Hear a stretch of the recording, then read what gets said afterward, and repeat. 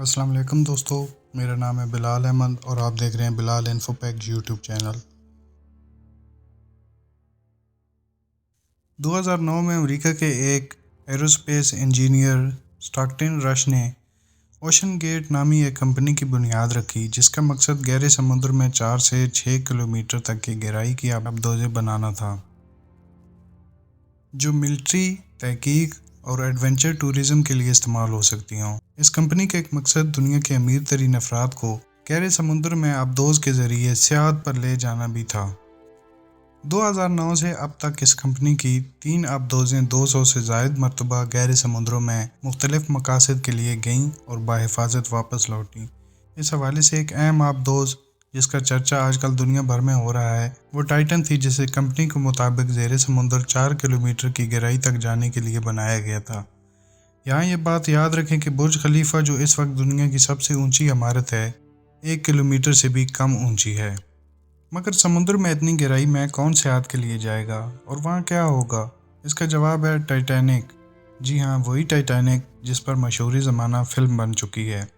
ویسے بتاتا چلوں کہ اس فلم کے ڈائریکٹر جیمز کیمرون فلم کی تیاری کے سلسلے میں 33 ٹائم سمندر کے نیچے جا کر اس کا ملبہ دیکھ چکے ہیں۔ ٹائٹینک اپنے زمانے کا سب سے بڑا جہاز تھا اور یہ 1912 میں اپنے پہلے ہی سفر پر سمندر میں تودے سے ٹکرانے سے ڈوب گیا۔ اس جہاز کا ملبہ کینیڈا کے علاقے نیو فاؤنڈ لینڈ کے ساحلوں سے 700 کلومیٹر دور آج بھی بین الاقوامی سمندروں میں غرق ہے۔ اس ملبے کو 1985 میں دریافت کیا گیا۔ یہ ملبہ سمندر میں تقریباً 4 کلومیٹر نیچے موجود ہے۔ اسی ملبے کو امیر سیاحوں کو دکھانے کے لیے اوشن گیٹ ایک آبدوز استعمال کرتی رہی جس کا نام ٹائٹن تھا۔ یہ آبدوز 2021 میں پہلی مرتبہ ٹائٹینک کے ملبے تک پہنچی۔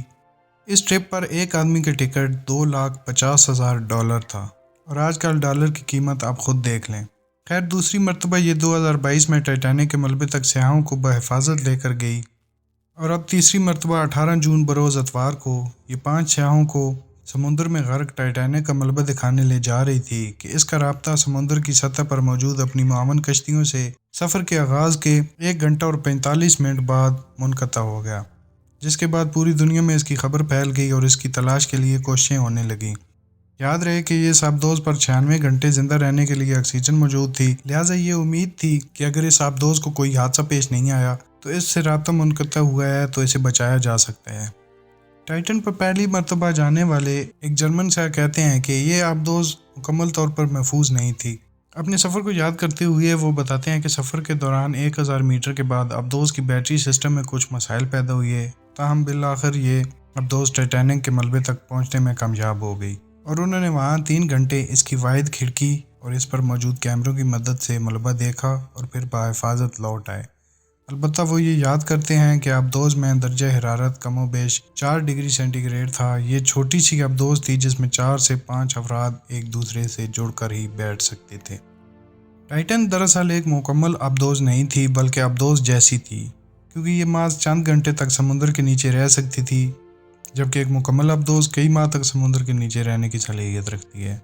18 جون 2023 کو ٹائٹن میں 5 افراد سوار ہوئے، جن میں اس آبدوز کمپنی اوشن گیٹ کا مالک اسٹاکٹن رش، برطانوی کاروباری شخصیت ہمیش ہارڈنگ، فرانسیسی پروفیشنل غوطہ خور پال ہنری اور پاکستان کی کمپنی اینگرو کے وائس پریزیڈنٹ شہزادہ داؤد اور ان کے جوان بیٹے شامل تھے۔ ٹائٹن نے تقریباً 4 کلومیٹر سمندر کے نیچے جانا تھا، جہاں ٹائٹینک کا ملبہ پڑا ہوا تھا۔ اس تک پہنچنے میں اسے 2 گھنٹے اور 45 منٹ لگنے تھے، جس کے بعد اس نے 3 سے 4 گھنٹے تک ٹائٹینک کا ملبہ دیکھنا تھا اور پھر واپسی کا سفر کرنا تھا۔ اس پورے سفر کا کل دورانیہ کم و بیش 10 سے 11 گھنٹے تک کا تھا۔